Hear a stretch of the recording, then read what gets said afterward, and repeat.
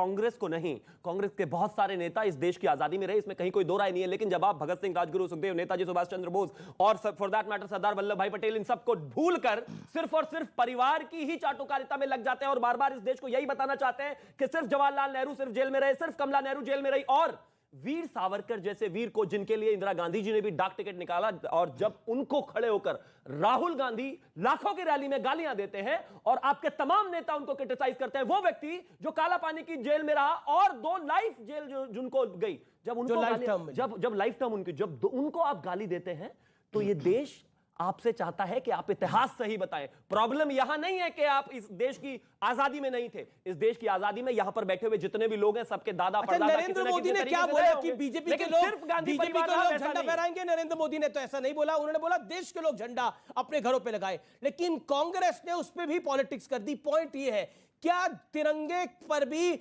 आजादी किया, जब हम 75वीं सालगिरह मना रहे हैं तो उस तिरंगे पे भी राजनीति होगी? मेरा सवाल ये है। अमीश देवगन, मैं इस बात का समर्थन बिल्कुल नहीं करता। पर हो रहा है ना ये सब कुछ। मैं इस बात का समर्थन नहीं करूंगा क्योंकि ये देश जो है किसी एक पार्टी का नहीं है। अगर मान लीजिएगा 60 साल पर प्रधानमंत्री भी किसी पार्टी का नहीं है, देश का होता है। अरे भाई एक बात बताइए, 60 साल कांग्रेस का राज रहा तो जो सड़कें बनी, अस्पताल बने, ऑल इंडिया मेडिकल बना, इरविन हॉस्पिटल, जेपी ये पंत हॉस्पिटल, ये तमाम IIM बने, तो क्या हम ये कह सकते हैं कि बीजेपी का इसमें कोई इस सड़क पे नहीं चलेगा? नहीं, आज ये लोग काम कर रहे हैं, आज ये काम कर रहे हैं, देश को आगे ले जाने की बात कर रहे हैं, तो ये कह सकते हैं कि कोई कांग्रेसी इस सड़क पर नहीं चलेगा, इस फ्लाईओवर पर नहीं चलेगा। पूरी दिल्ली का जो फ्लाईओवर का निर्माण किया वो शीला दीक्षित ने किया, लेकिन क्या हम कह सकते हैं कि कोई आम आदमी पार्टी का नेता इस पर नहीं चलेगा?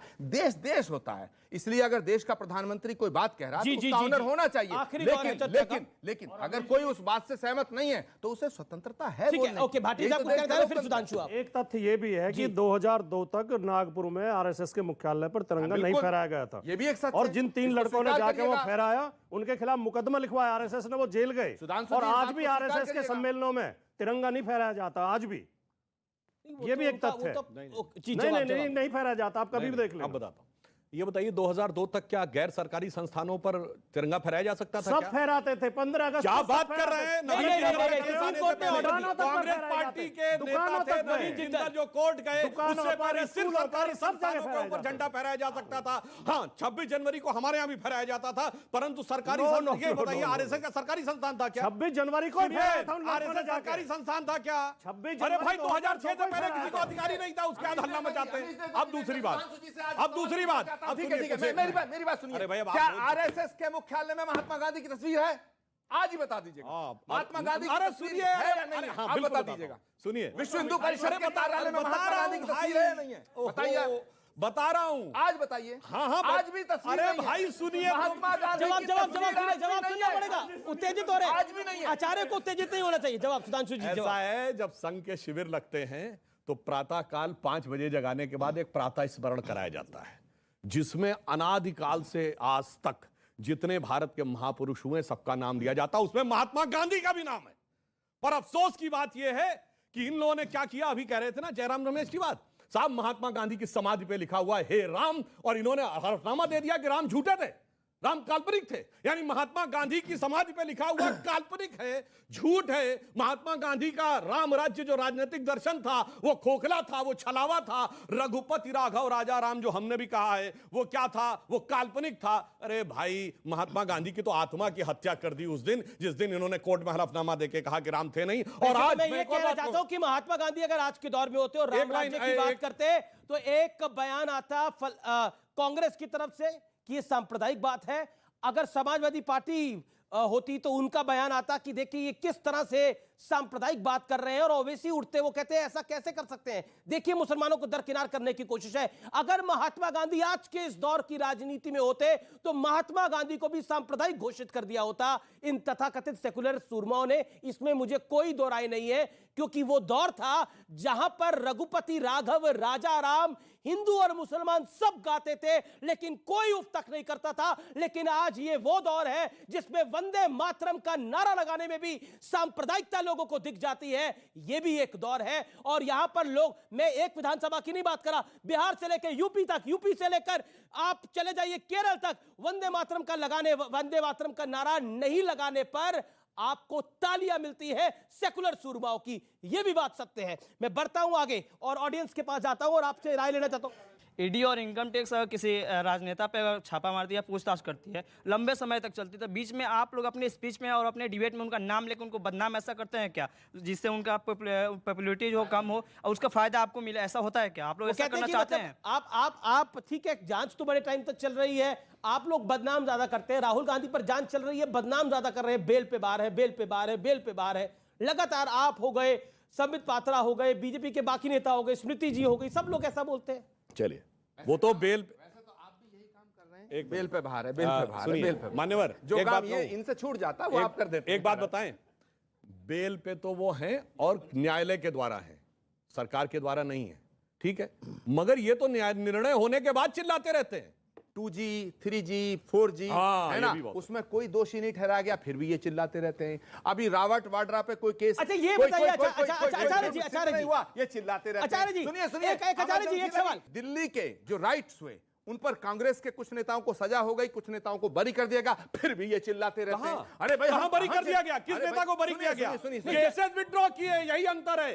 केस विड्रॉ कर लिए सीबीआई ने, क्या बात कर रहे हैं? अरे भाई, क्वाट्रोची पे केस विड्रॉ कर लिया, हम इनको रेड कॉर्नर नोटिस खारिज करवा दिया जाके हम अर्जेंटीना में, ये हम अंतर इनको है। सुई चुबोते हैं तो ये चिल्लाते हैं, ये हमारे भाला भोंकते हैं, फिर भी हम न चिल्लाएं।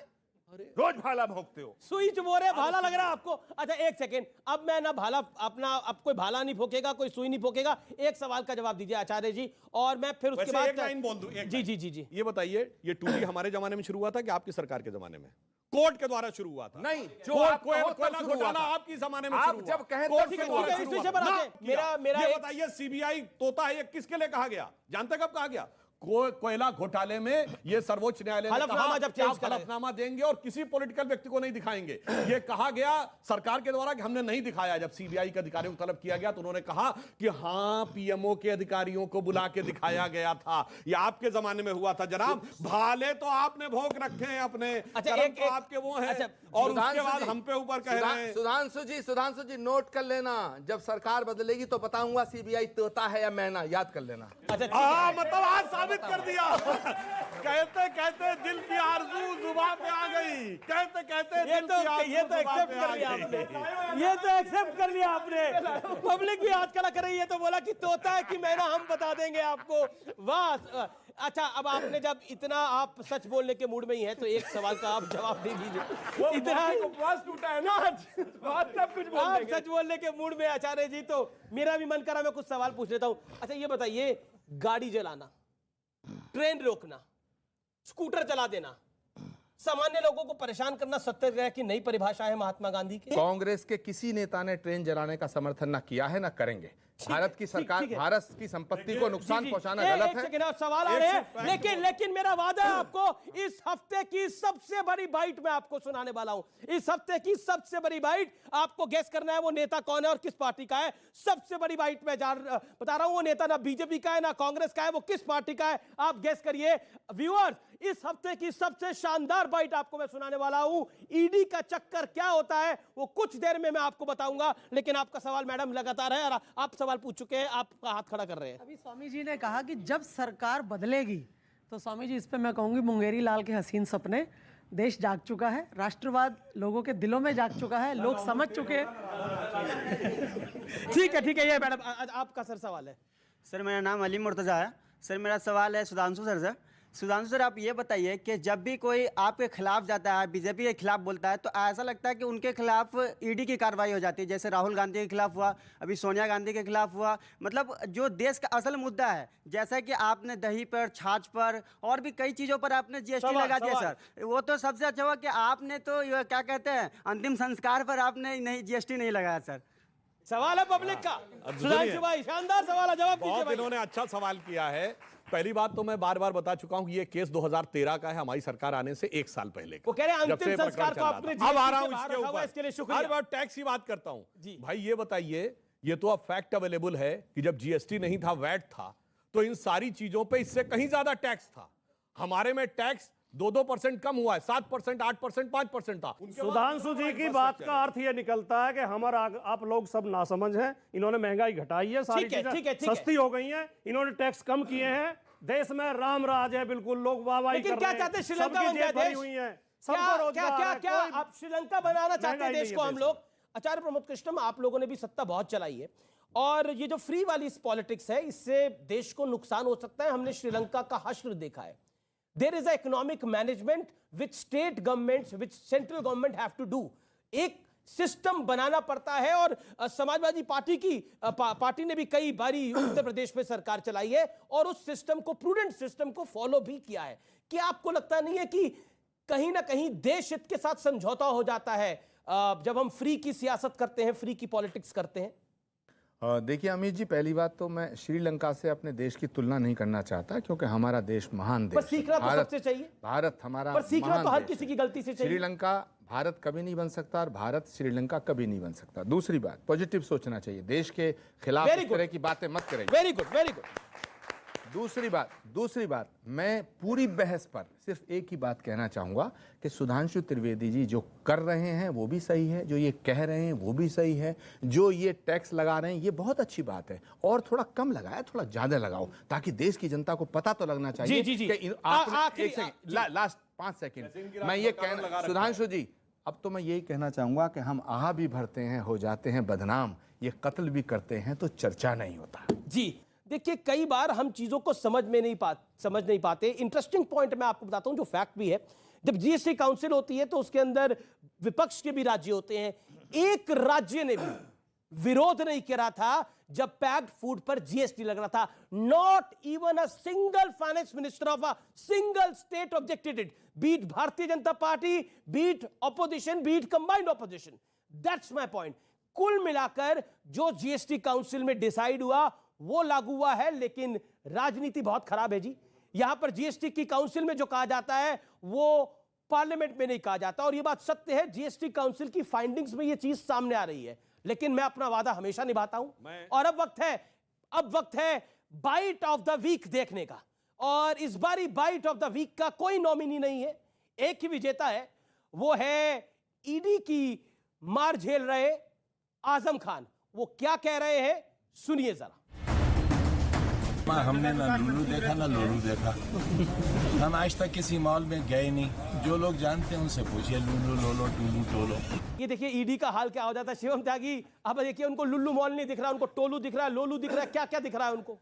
देश ने उनके बारे में तमाम चीजें पढ़ी जब वो 1 साल से ज्यादा जेल में थे, लेकिन इस बाइट ने उनको एक तरीके से फिर से रीपैकेज करके जनता के सामने ला दिया। खास बात है ये, लेकिन ये ईडी का हाल है। ये नहीं, ईडी का मामला नहीं है, ये उनके पार्टी का अंदरूनी मामला है। चचा जान को भतीजे ने जो दांव दिया है, जिसके बारे में जब वो जेल में गए थे तो शिवपाल जी ने भी बाहर निकलकर व्यक्त की, ये भी मिलने गए थे उनसे भाई, ये भी गए थे, ये भी मिलने गए थे उनसे। पता नहीं ये बोलेंगे नहीं बोलेंगे आजम खान, पर ये दिल के दोस्त हैं आजम खान।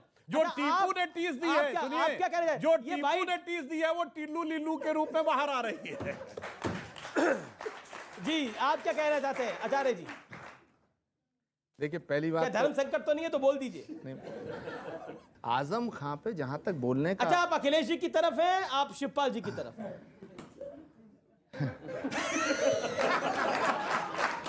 दोनों तरफ हैं, दोनों को प्यार करते हैं। देखिए मैं बताऊं, आजम खां के ऊपर जो जुल्म हुआ, 2 साल अगर कोई भी जेल में रहेगा वो लूलू को लोलू और पोलू ऐसे ही बोलेगा, क्योंकि ये बहुत मुश्किल वक्त होता है। 2 साल जेल में आजम खां साहब रहे हैं, मगर 14 साल जेल में रह के किताब लिख रहे थे नेहरू जी।